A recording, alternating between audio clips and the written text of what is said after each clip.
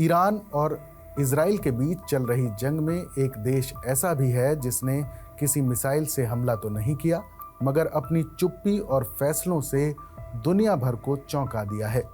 कभी ईरान का भरोसेमंद साथी रहा सीरिया अब उसी ईरान की मुश्किलें बढ़ा रहा है। इस बीच कई देशों जैसे तुर्की, सऊदी अरब और मिस्र यानी इजिप्ट ने इजराइल की कार्रवाइयों की खुले तौर पर निंदा की है।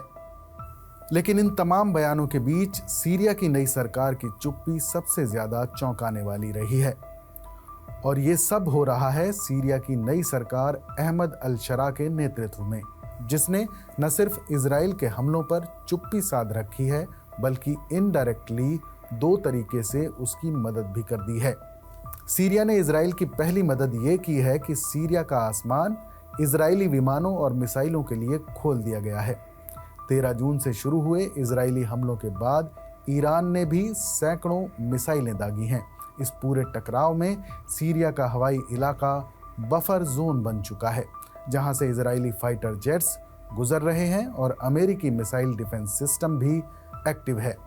दक्षिणी सीरिया के दारा और कुनैतरा में मिसाइलों का मलबा गिर रहा है, खेत जल रहे हैं, घर तबाह हो रहे हैं, लेकिन सीरियाई सरकार चुप है।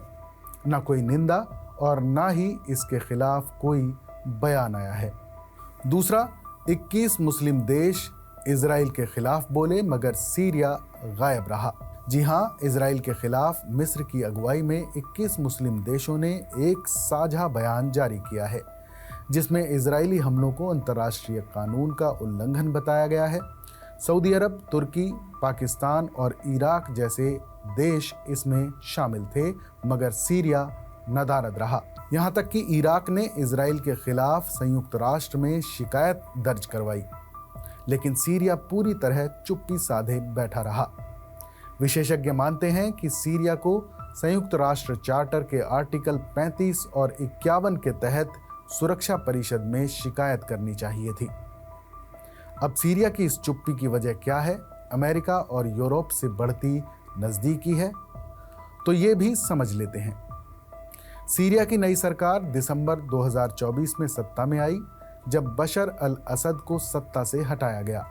नई सरकार ने शुरुआत में ही साफ कर दिया था कि ईरानी मिलिशिया अब देश में बर्दाश्त नहीं किए जाएंगे और सीरियाई जमीन का इस्तेमाल इजराइल के खिलाफ नहीं होने दिया जाएगा। विशेषज्ञों के मुताबिक ये सब अमेरिका और यूरोपीय देशों से रिश्ते सुधारने की रणनीति का हिस्सा है। अब जब ईरान इजराइल की जंग जोरों पर है, सीरिया को खुद को न्यूट्रल और भरोसेमंद दिखाने का मौका मिल गया है, जिसकी कीमत ईरान चुका रहा है।